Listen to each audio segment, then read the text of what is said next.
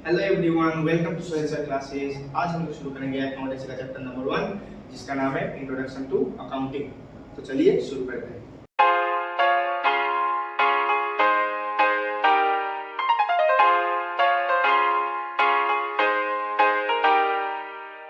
तो सबसे पहले बच्चा हम लोग ये जानेंगे कि अकाउंटिंग क्या है। ये एक प्रोसेस है जिस प्रोसेस में हम लोग क्या करते हैं, बिजनेस का जो ट्रांजैक्शन होता है उसको हम लोग रिकॉर्ड करते हैं। ठीक है, आप लोग कोई बिजनेस कर रहे हो तो बिजनेस जब करोगे तो आपको क्या किस मोटिव से बिजनेस करोगे कि आपको प्रॉफिट करना है। ठीक है, तो पूरा साल बाद या तो प्रॉफिट होगा या तो लॉस होगा। तो आप ये डिटरमाइन कैसे करोगे, कैलकुलेट कैसे करोगे? हम लोग ये कैलकुलेट करेंगे कैसे, by the process of accounting.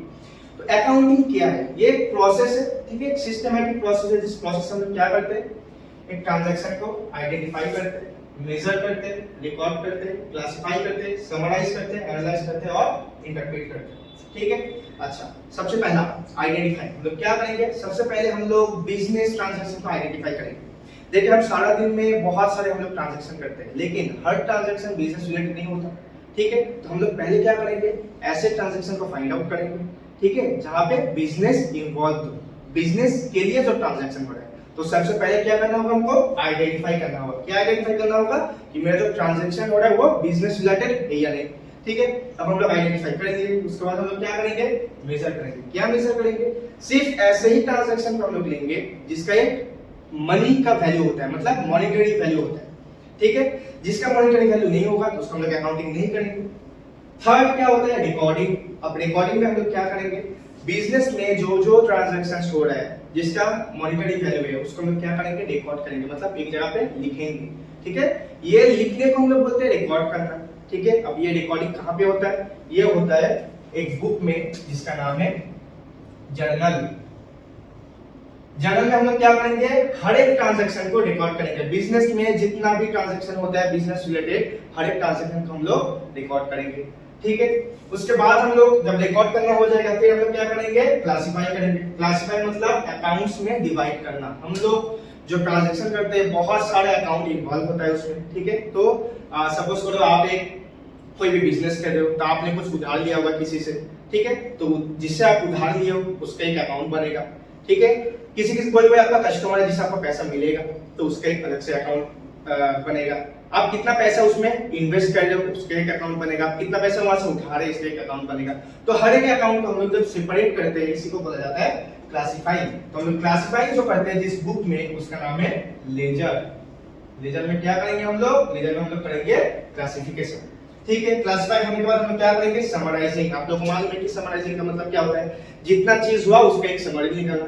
तो यहाँ पे हम लोग समराइजिंग जो करेंगे वो उसमें 3 स्टेप इन्वॉल्व होता है।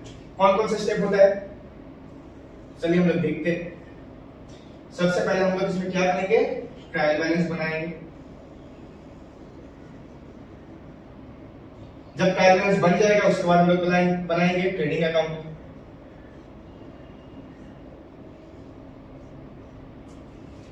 और इसके साथ में प्रॉफिट एंड लॉस अकाउंट भी।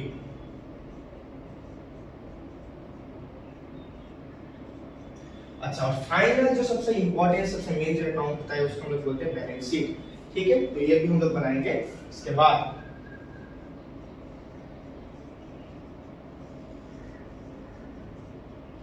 ठीक है, अच्छा, उसके बाद क्या होगा, हमको एनालाइज करना। हम लोग को इतना सारा इंफॉर्मेशन आप मिलेगा, हम लोग क्या करेंगे, उसको एनालाइज करेंगे कि कहाँ पे प्रॉफिट हुआ, कहाँ पे लॉस हुआ।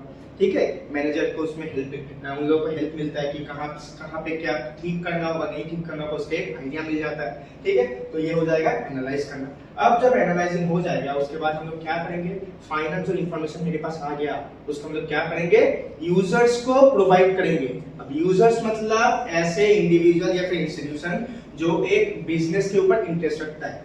ठीक है, तो यूजर के पास मैसेज को भेजना, इसको हम लोग क्या बोलते हैं, इंटरप्रेटिंग।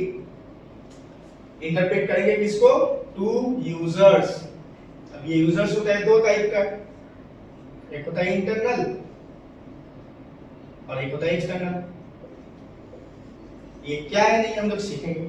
ठीक है, तो बेसिकली बच्चों आप लोगों का अकाउंटिंग का जो डेफिनेशन है, आप लोग डेफिनेशन में यही देखोगे कि अकाउंटिंग एक ऐसा सिस्टमैटिक प्रोसेस है जहां पे हम लोग क्या करते हैं, एक बिजनेस रिलेटेड ट्रांजैक्शन जिसका एक मॉनेटरी वैल्यू है उसको हम लोग क्या करेंगे, रिकॉर्ड करेंगे, क्लासिफाई करेंगे, समराइज करेंगे, एनालाइज करेंगे और जो इन्फॉर्मेशन आया उसको हम लोग क्या करेंगे, यूजर्स को इंटरप्रेट कर देंगे। तो यही है अकाउंटिंग बच्चों। तो बच्चों उम्मीद है आप लोगों को अकाउंटिंग का मतलब समझ में आ गया होगा। ठीक है, अब ये जो मैंने 7 नाम लिखा था, 7 नाम क्या क्या था, I M R C S A और लास्ट में C। ठीक है, वो जो इंटरप्रेटिंग था उसको हम लोग और एक नाम भी बोलते हैं, उसको हम लोग बोलते हैं कम्युनिकेटिंग। ठीक है, तो ये जो 7 स्टेप होता है इसी को हम लोग क्या बोलते हैं, इसको हम लोग बोलते हैं एट्रीब्यूट्स ऑफ अकाउंटिंग। ठीक है, अभी एट्रीब्यूट्स ऑफ अकाउंटिंग क्या आप लोगों को उम्मीद है समझ में आ गया। अब हम लोग नेक्स्ट जो चीज सीखेंगे वो है objectives of accounting.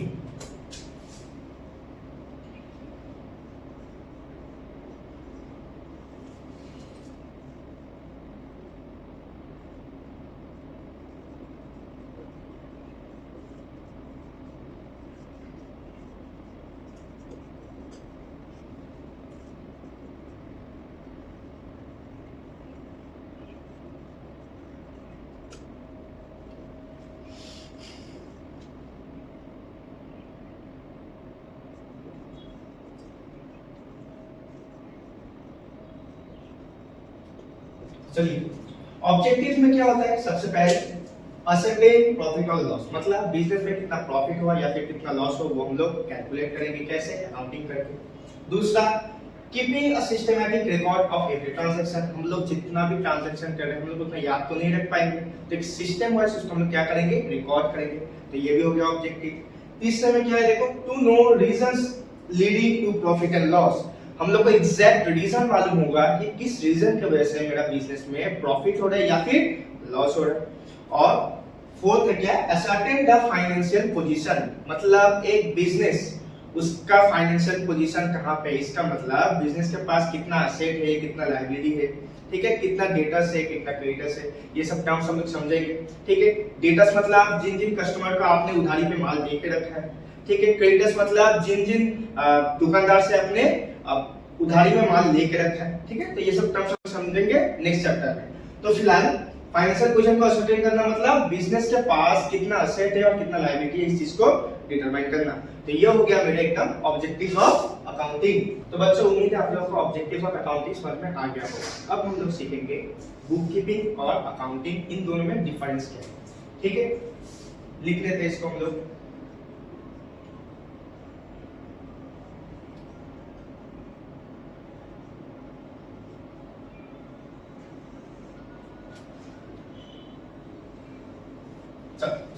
Book keeping में क्या होता है, देखो हमने जो 7 स्टेप सीखा था, ठीक है, identifying, measuring, recording, classifying.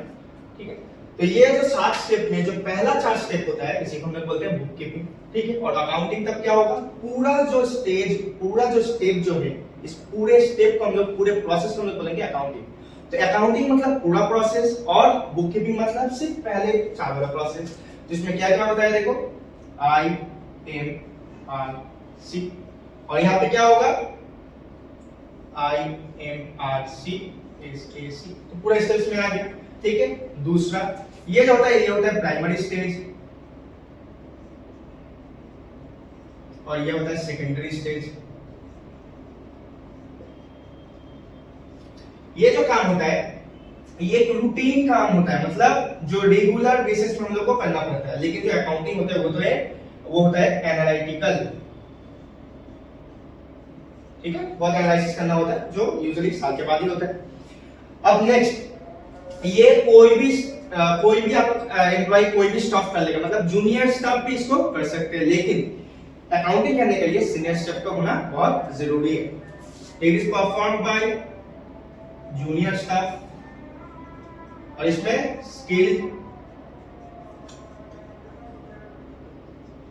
Senior staff, ठीक है, या फिर सीनियर प्रोफेशनल। तो यही हो गया डिफरेंस बिटवीन अकाउंटिंग और बुक कीपिंग। समझ में आया आप लोगों को? तो बच्चों उम्मीद है आप लोगों को समझ में आ गया होगा कि बुक कीपिंग और अकाउंटिंग का डिफरेंस क्या है। अब मेरा जो नेक्स्ट टॉपिक है वो है यूजर्स। ठीक है, तो सबसे पहले ये जानना, यूजर्स कौन होते हैं। यूजर्स ऐसे इंडिविजुअल होते हैं जो एक बिजनेस के ऊपर इंटरेस्ट रखते हैं। ठीक है, तो ऐसे इंडिविजुअल को हम लोग क्या बोलेंगे, यूजर्स बोलेंगे। अब यूजर्स जो होता है वो 2 तरह का होता है। एक होता है इंटरनल यूजर और दूसरा होता है एक्सटर्नल यूजर। इंटरनल में कौन कौन आते हैं पहले देख लेते हैं हम लोग थोड़ा। Owner, management. और एक्सटर्नल में कौन कौन आता है? Government, consumers, potential investors. तो ये लोग कौन है? इंटरनल यूजर मतलब ऐसा यूजर जिसके पास एक बिजनेस का हर एक डिटेल्स, हर एक इंफॉर्मेशन होता है। तो ऐसे यूजर्स को हम लोग क्या बोलते हैं? Internal user. तो एक्सटर्नल यूजर कौन होते हैं? एक ऐसा यूजर जिसके पास बिजनेस का कंप्लीट इंफॉर्मेशन नहीं रहता है, ठीक है, जितना हम लोग प्रोवाइड करते हैं सिर्फ उतना ही रहता है। तो ऐसे यूजर्स को हम लोग बोलते हैं एक्सटर्नल यूजर्स। तो बस सिंपल।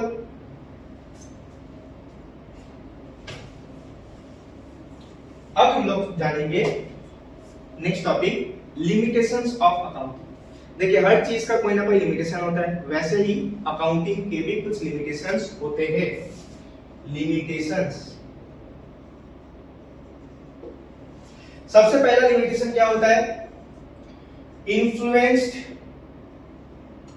Bye personal judgement.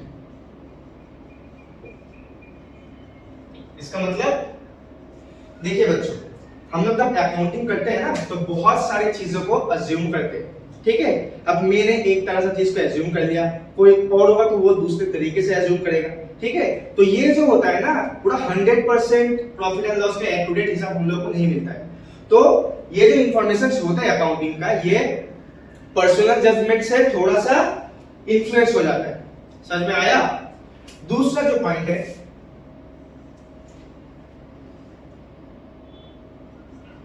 वो है इनकम्प्लीट इंफॉर्मेशन।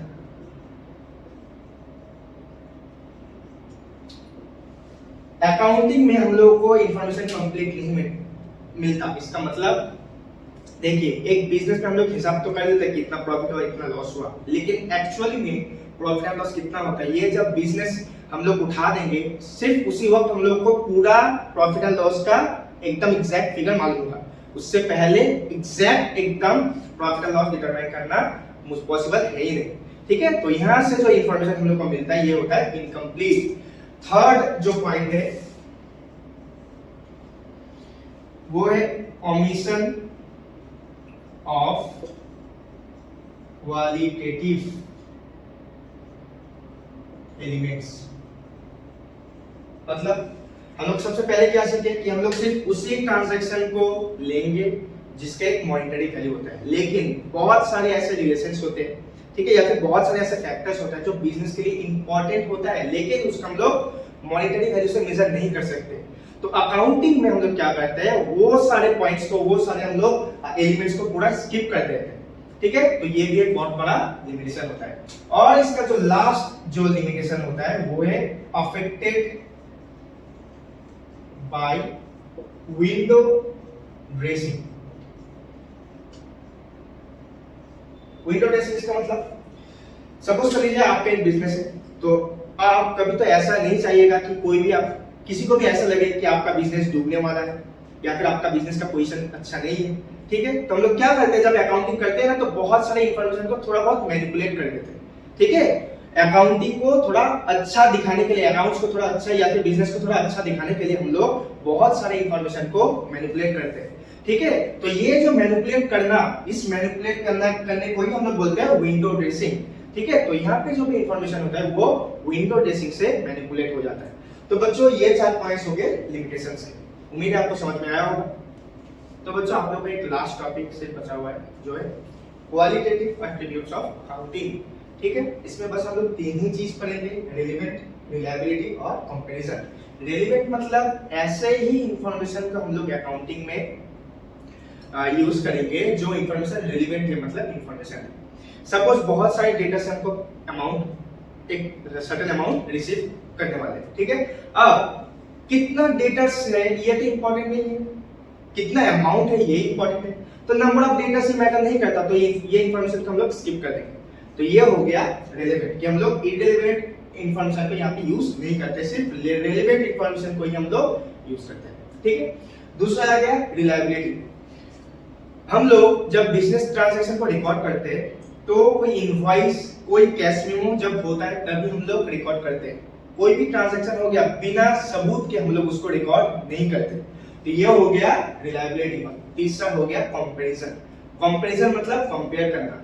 पिछले साल मेरा बिजनेस कितना प्रॉफिट किया था, इस साल कितना कर रहा है, तो हम लोग क्या कर पाएंगे, इसको कंपेयर कर पाएंगे। इससे हम लोग को मालूम होगा कि बिजनेस अच्छे तरीके से ग्रो हो रहा है या फिर थोड़ा गिरावट आ रहा है। ठीक है, तो ये हो गया कंपैरिजन। तो इसी के साथ ये चैप्टर हो गया खत्म। उम्मीद है आप सबको अच्छे से समझ में आया होगा।